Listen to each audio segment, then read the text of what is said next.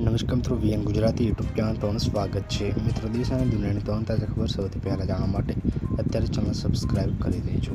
મમતા બેનર્જીને મોટો ઝટકો છે. મિત્રો, ખૂબ જ મોટી ખબર છે.